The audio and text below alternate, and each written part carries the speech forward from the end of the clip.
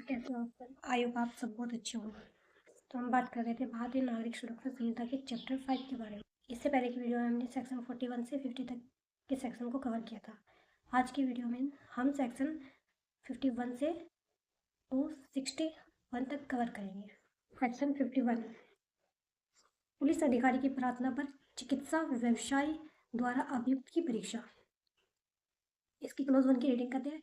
जब कोई व्यक्ति ऐसा अपराध करने के आरोप में गिरफ्तार किया जाता है जो ऐसी प्रकृति का है और जिसका ऐसी परिस्थितियों में किया जाना अभिकथित है कि यह विश्वास करने के उचित आधार है कि उसकी शारीरिक परीक्षा ऐसा अपराध किए जाने के बारे में साक्ष्य प्रदान करेगी, तो ऐसे पुलिस अधिकारी की जो उप निरीक्षक की पदवी से नीचे का न हो प्रार्थना पर कार्य करने में रजिस्ट्रीकृत चिकित्सा व्यवसाय के लिए सद्भावपूर्वक उसकी सहायता करने में और उसके निर्देशाधीन कार्य करने में किसी व्यक्ति के लिए यह विधिपूर्ण होगा कि वह गिरफ्तार किए गए व्यक्ति की ऐसी परीक्षा करे जो उन तथ्यों का जो ऐसा साक्ष्य प्रदान कर सके पता लगाने के लिए उचित रूप से आवश्यक है और उतना बल प्रयोग करे जितना उस प्रयोजन के लिए उचित रूप से आवश्यक है। सेक्शन 51 की क्लोज 1 में कहा गया है, अगर पुलिस को लगता है कि मेडिकल जांच में अपराध का सबूत मिलेगा तो एसआई, सब इंस्पेक्टर या उससे ऊपर रैंक का अधिकारी डॉक्टर से जांच की प्रार्थना कर सकता है। यदि आरोपी जांच में सहयोग नहीं करता है तो डॉक्टर उचित बल का इस्तेमाल कर सकता है। अब बात करते हैं इसके क्लोज 2 की। क्लोज 2 क्या कहता है, जब कभी इस धारा के अधीन किसी महिला की शारीरिक परीक्षा की जानी है तो ऐसी परीक्षा केवल किसी महिला द्वारा जो रजिस्ट्रीकृत चिकित्सा व्यवसायी है उसके पर्यवेक्षण में की जाएगी।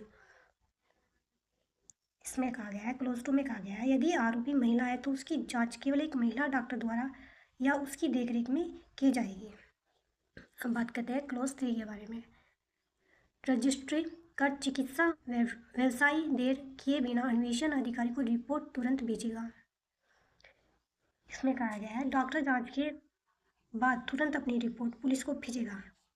अब स्पष्टीकरण की बात कर लेते हैं। स्पष्टीकरण नंबर कई की बात करते हैं। परीक्षा में खून के धब्बे, सीमन, लैंगिक अपराधों की दशा में स्वाब, थूक और सफेद बाल के नमूनों और उंगली के नाखून की कतरनों की आधुनिक वैज्ञानिक तकनीकों के जिनके अंतर्गत डीएनए प्रोफाइलिंग करना भी है। प्रयोग द्वारा परीक्षा ऐसे अन्य परीक्षण जिन्हें रजिस्ट्रीकृत चिकित्सा व्यवसाय किसी विशिष्ट मामलों में आवश्यक समझ सकता है सम्मिलित होंगे। इसमें कहा गया है, जांच में खून के नमूने, डीएनए प्रोफाइलिंग, पसीना, बाल या खून के नमूने लेना शामिल है। अब बात करते हैं सेक्शन 52 के बारे में। बलात्कार के अपराधी व्यक्ति की चिकित्सा व्यवसायी द्वारा परीक्षा। तो क्लोज 1 कहता है, जब किसी व्यक्ति को बलात्कार या बलात्कार का प्रयत्न करने का अपराध करने के आरोप में गिरफ्तार किया जाता है और यह विश्वास करने के उचित आधार है कि उस व्यक्ति की परीक्षा से ऐसा अपराध करने के बारे में साक्ष्य प्राप्त होगा तो सरकार द्वारा या किसी स्थानीय प्राधिकारी द्वारा चलाए जा रहे अस्पताल में नियोजित किसी रजिस्ट्रीकृत चिकित्सा व्यवसायी के लिए और उस स्थान से जहां अपराध किया गया है 16 किलोमीटर की परिधि के भीतर ऐसे चिकित्सा व्यवसाय की अनुपस्थिति में ऐसे पुलिस अधिकारी के लेन देन पर जो उप निरीक्षक की पदवी से नीचे का न हो किसी अन्य रजिस्ट्रीकृत चिकित्सा व्यवसाय के लिए तथा सद्भावपूर्वक उसकी सहायता के लिए तथा उसके निर्देश के अधीन कार्य कर रहे किसी व्यक्ति के लिए ऐसे गिरफ्तार व्यक्ति की ऐसी परीक्षा करना और उन प्रयोजन के लिए उतनी शक्ति का प्रयोग करना जितनी युक्तियुक्त रूप से आवश्यक हो विधिपूर्ण होगा। सेक्शन 52 के क्लोज 1 में कहा गया है, यदि किसी पर बलात्कार या उसका प्रयास करने का आरोप है तो उसकी मेडिकल जांच की जाएगी ताकि अपराधी का साक्ष्य मिल सके। यह जांच सरकारी अस्पताल के डॉक्टर द्वारा की जाएगी और अगर 16 किलोमीटर के दायरे में सरकारी डॉक्टर नहीं है तो किसी भी रजिस्टर्ड डॉक्टर से जांच कराई जा सकती है। अब बात करते हैं क्लोज 2 की। ऐसी परीक्षा करने वाला रजिस्ट्रीकृत चिकित्सा व्यवसाय ऐसे व्यक्ति की बिना किसी विलंब के परीक्षा करेगा और उसकी परीक्षा की एक रिपोर्ट तैयार करेगा जिसमें निम्नलिखित विशिष्टताएं दी जाएगी। पॉइंट 1, अभियुक्त उस व्यक्ति का जो उसे लाया है, नाम और पता। पॉइंट 2, अभियुक्त की आयु।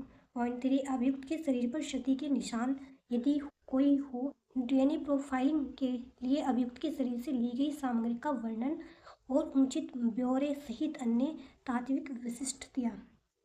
रिपोर्ट में संप्रेषण व कारण अधिकथित किए जाएंगे जिनसे प्रतीक निष्कर्ष निकाला गया है। नंबर 4, परीक्षा प्रारंभ और समाप्ति करने का समय भी रिपोर्ट में अंकित किया जाएगा। नंबर 5, रजिस्ट्री कर चिकित्सा व्यवसाय बिना किसी विलंब के अन्वेषण अधिकारी को रिपोर्ट भेजेगा, जो उसे धारा 193 में निर्दिष्ट मजिस्ट्रेट को उस धारा की उप धारा 6 के खंड क में निर्दिष्ट दस्तावेजों के भाग रूप में भेजेगा। सेक्शन 52 के क्लोज 2 में कहा गया है, जब डॉक्टर बलात्कार के आरोपी की जांच करता है तो उसे एक विशिष्ट रिपोर्ट बनानी होती है। रिपोर्ट में क्या क्या होना चाहिए? आरोपी और उससे लाने वाले पुलिसकर्मी का नाम, पता।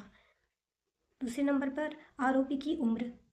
तीसरे नंबर पर है शरीर पर लगी चोटों के निशान, यदि कोई हो।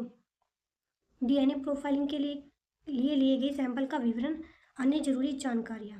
5 में कहा गया है, रिपोर्ट में जांच शुरू होने और ख़त्म होने का सटीक समय लिखा जाएगा। डॉक्टर बिना देरी किए यह रिपोर्ट जांच और अधिकारी को भेजेगा, जो से मजिस्ट्रेट के पास पहुंचाएगा।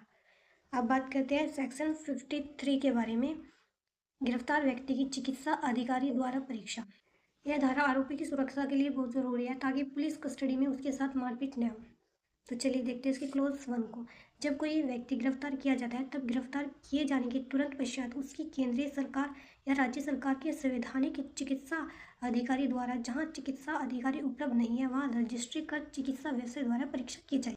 परंतु यदि चिकित्सा अधिकारी रजिस्ट्रीकृत चिकित्सा व्यवसाय की यह राय है कि ऐसे व्यक्ति की एक और परीक्षा की जानी आवश्यक है तो वह ऐसा कर सकेगा। सेक्शन 53 के क्लोज 1 में कहा गया है, अगर किसी व्यक्ति को गिरफ्तार किया जाता है तुरंत सरकारी डॉक्टर या प्राइवेट डॉक्टर, यदि सरकारी तो प्राइवेट डॉक्टर द्वारा उसकी जांच की जाएगी। यदि डॉक्टर को लगता है कि एक और जांच की ज़रूरत है तो वह दोबारा जांच कर सकता है। परंतु यह और कि जहां गिरफ्तार किया गया व्यक्ति महिला है वहां उसके शरीर की परीक्षा केवल महिला चिकित्सा अधिकारी, और जहां महिला चिकित्सा अधिकारी उपलब्ध नहीं है वहां रजिस्ट्रीकृत महिला चिकित्सा व्यवसाय द्वारा उसके पर्यवेक्षण में की जाएगी। इसमें कहा गया यदि महिला अपराधी है तो महिला की जांच केवल महिला डॉक्टर ही करेगी। अब बात करते हैं इसके क्लोज 2 के बारे में। गिरफ्तार किए गए व्यक्ति की इस प्रकार परीक्षा करने वाला चिकित्सा अधिकारी या रजिस्ट्रीकृत चिकित्सा व्यवसाय ऐसी परीक्षा का अभिलेखन रिकॉर्ड तैयार करेगा जिसमें गिरफ्तार किए गए व्यक्ति के शरीर पर किन्हीं क्षतियों या हिंसा के चिन्हों तथा अनुमानित समय का वर्णन करेगा जब ऐसी क्षति या चिन्ह पहुंचाए गए हो। क्लोज 2 में कहा गया है, डॉक्टर रिपोर्ट में लिखेगा कि आरोपी के शरीर पर कोई पुरानी चोट या हिंसा के निशान तो नहीं है और वह निशान लगभग कितने पुराने हैं। अब बात करते हैं क्लोज 3 के बारे में। जहां उपधारा 1 के अधीन परीक्षा की जाती है वहां ऐसी परीक्षा की रिपोर्ट की एक प्रति चिकित्सा अधिकारी या रजिस्ट्रीकृत चिकित्सा व्यवसाय जैसी भी स्थिति हो द्वारा गिरफ्तार किए गए व्यक्ति या ऐसे गिरफ्तार किए गए व्यक्ति द्वारा नाम निर्दिष्ट व्यक्ति को दी जाएगी। मेडिकल रिपोर्ट की कॉपी गिरफ्तार व्यक्ति को या उसके द्वारा बताई गई किसी व्यक्ति को मुफ्त में दी जाएगी, उसका कोई भी चार्ज नहीं लगेगा। अब बात करते हैं सेक्शन 54 के बारे में, गिरफ्तार व्यक्ति की शिनाख्त।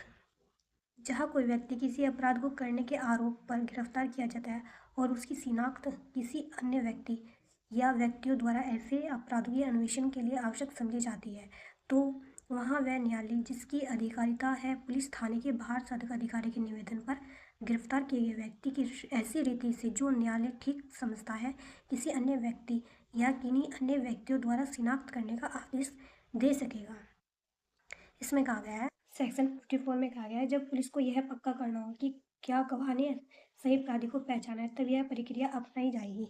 पुलिस को लगता है कि किसी गवाह से आरोपी की पहचान करना ज़रूरी है तो थाने का इंचार्ज कोर्ट इसके लिए निवेदन करेगा। कोर्ट के आदेश पर गिरफ्तार व्यक्ति को उन लोगों गवाहों के सामने खड़ा किया जाएगा जो उसे पहचान सकते हैं, इसको ही शिनाख्त परेड कहते हैं। परंतु यदि गिरफ्तार किए गए व्यक्ति शिनाख्त करने वाला व्यक्ति मानसिक या शारीरिक रूप से निःशक्त है तो शिनाख्त करने की ऐसी प्रक्रिया मजिस्ट्रेट के पर्यवेक्षण के अधीन होगी जो यह सुनिश्चित करने के लिए समुचित कदम उठाएगा कि उस व्यक्ति द्वारा गिरफ्तार किए गए व्यक्ति की उन पद्धतियों का प्रयोग करते हुए शिनाख्त की जाए जो उस व्यक्ति के लिए सुविधाजनक हो और शिनाख्त प्रक्रिया किसी श्रव्य दृश्य इलेक्ट्रॉनिक साधनों द्वारा अभिलिखित की जाएगी। इसमें कहा है, अगर पहचान करने वाला व्यक्ति मानसिक या शारीरिक रूप से सक्षम नहीं है तो शिनाख्त की प्रक्रिया मजिस्ट्रेट की देखरेख में होगी।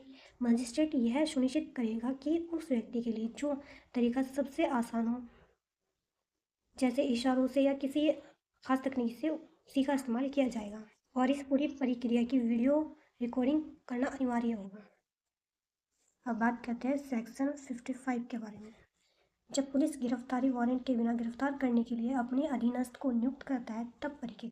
तो चलिए देखते हैं सेक्शन 55 का क्लोज 1 क्या कहता है। जब अध्याय 13 के अधीन अन्वेषण करता हुआ कोई पुलिस थाने का बाहर साधक अधिकारी या कोई पुलिस अधिकारी अपने अधीनस्थ किसी अधिकारी से किसी ऐसे व्यक्ति को जो वारंट के बिना विधिपूर्ण गिरफ्तार किया जा सकता है, वारंट के बिना अपनी उपस्थिति में नहीं अन्यथा गिरफ्तार करने की अपेक्षा करता है, तब वह उस व्यक्ति का जिससे गिरफ्तार किया जाना और उस अपराध का या अन्य कारण का जिसके लिए गिरफ्तारी की जानी है विनिर्देश करते हुए लिखित आदेश उस अधिकारी को परिदत्त करेगा जिससे यह अपेक्षा की वह गिरफ्तारी करे, और इस प्रकार अपेक्षित अधिकारी उस व्यक्ति को जिसे गिरफ्तार करना है उस आदेश का सार गिरफ्तारी करने के पूर्व सूचित करेगा, और यदि वह व्यक्ति अपेक्षा करे तो उसे वह आदेश दिखा देगा।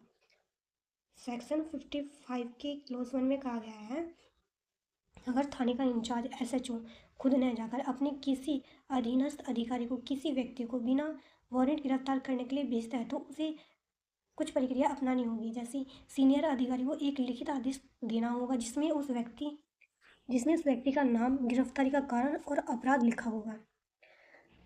जूनियर अधिकारी को गिरफ्तारी करने से पहले उस व्यक्ति को वह आदेश बताना होगा। अगर गिरफ्तार होने वाला व्यक्ति आदेश देखना चाहे तो उसे वह आदेश दिखाना पड़ेगा। आ गया। अब बात करते हैं क्लोज 2 की। उपधारा 1 की कोई बात किसी पुलिस अधिकारी की धारा 35 के अधीन किसी व्यक्ति को गिरफ्तार करने की शक्ति पर कोई प्रभाव नहीं डालेगी। इसमें कहा गया है क्लोज 1 की सारी बातें सेक्शन 35 पर कोई प्रभाव नहीं डालेगी। अब बात करते हैं सेक्शन 56 के बारे में। गिरफ्तार किए गए व्यक्ति का स्वास्थ्य और सुरक्षा। अभियुक्त को अभिरक्षा में रखने वाले व्यक्ति का यह कर्तव्य होगा कि वह अभियुक्त के स्वास्थ्य और सुरक्षा की उचित देखभाल करे।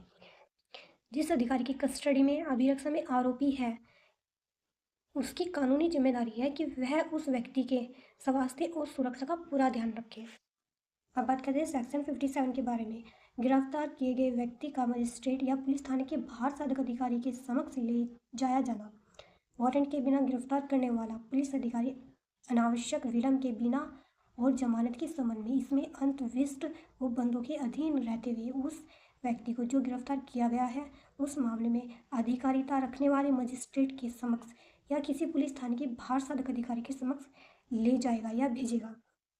सेक्शन 57 में कहा गया है, बिना वारंट गिरफ्तार करने वाला पुलिस अधिकारी बिना किसी अनावश्यक देरी के आरोपी को या तो मजिस्ट्रेट के सामने पेश करेगा या थाने के प्रभारी के पास ले जाएगा। यह जमानत के नियमों के अधीन होगा। अब बात करते हैं सेक्शन 58 के बारे में। गिरफ्तार किए गए व्यक्ति का 24 घंटे से अधिक निरुद्ध न किया जाना। कोई पुलिस अधिकारी वारंट के बिना गिरफ्तार किए गए व्यक्ति को उससे अधिक अवधि के लिए अभिरक्षा में निरुद्ध नहीं रखेगा जो उस मामले की सभी परिस्थितियों में उचित है, तथा ऐसी अवधि मजिस्ट्रेट के 187 के अधीन विशेष आदेशों के अभाव में गिरफ्तारी के स्थान से मजिस्ट्रेट के न्यायालय तक यात्रा के लिए आवश्यक समय को छोड़कर 24 घंटे से अधिक की नहीं होगी, चाहे उसकी अधिकारिता है या नहीं। सेक्शन 58 में कहा गया है, पुलिस किसी भी व्यक्ति को 24 घंटे से ज़्यादा अपनी कस्टडी में नहीं रख सकती। इसमें गिरफ्तारी की जगह में मजिस्ट्रेट के कोर्ट तक पहुंचने में लगने वाला यात्रा का समय शामिल नहीं होता है। अगर 24 घंटे से ज़्यादा समय चाहिए तो पुलिस को धारा 187 के तहत मजिस्ट्रेट से विशेष अनुमति लेनी पड़ेगी। अब बात करते हैं सेक्शन 59 के बारे में।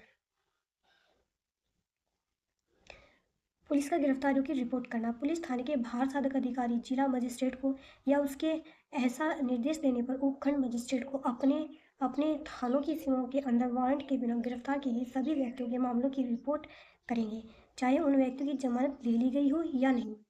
सेक्शन 59 में कहा गया है, थाने के इंचार्ज SHO का कर्तव्य है कि वह अपने इलाके में बिना वारंट गिरफ्तार किए गए सभी व्यक्तियों की जानकारी जिला मजिस्ट्रेट DM या उपखंड मजिस्ट्रेट SDM को दे। अब बात करते हैं सेक्शन 60 के बारे में। पकड़े गए व्यक्ति का उन्मोचन। पुलिस अधिकारी द्वारा गिरफ्तार किए गए किसी व्यक्ति का उन्मोचन उसी बंधन पत्र या जमानत पत्र पर मजिस्ट्रेट के विशेष आदेश के अधीन ही किया जाएगा, अन्यथा नहीं। सेक्शन 60 में पुलिस किसी को गिरफ्तार करने के बाद अपनी मर्जी से रास्ते में नहीं छोड़ सकती। किसी भी व्यक्ति को केवल इन 3 आधारों पर ही छोड़ा जा सकता है। पहला, उसने निजी बॉन्ड भरा हो, उसने जमानत दी हो, मजिस्ट्रेट का विशेष आदेश हो, तभी उस व्यक्ति को छोड़ा जा सकता है। अब बात करते हैं सेक्शन 61 के बारे में। निकल भागने पर पीछा करने और फिर पकड़ लेने की शक्ति। इसका क्लोज 1 कहता है, यदि कोई व्यक्ति विधिपूर्ण अभिरक्षा में से निकल भागता है या छुड़ा लिया जाता है तो वह व्यक्ति जिसकी अभिरक्षा में से वह निकल भागा है उसका तुरंत पीछा कर सकता है और भारत के किसी स्थान में उसे गिरफ्तार कर सकता है। सेक्शन 61 के क्लोज 1 में कहा है, यदि कोई व्यक्ति पुलिस की हिरासत से भाग जाता है या कोई उसे छुड़ा ले जाता है तो वह अधिकारी जिसका वह कैदी था तुरंत उसका पीछा कर सकता है। वह उसे पकड़ने के लिए भारत के किसी भी स्थान पर जा सकता है और दोबारा गिरफ्तार कर सकता है। आज की वीडियो में इतना ही। अगर आपको वीडियो पसंद आई है तो प्लीज़ लाइक कीजिए, कमेंट कीजिए, शेयर कीजिए और हाँ, सब्सक्राइब करना ना भूलें। Thank you.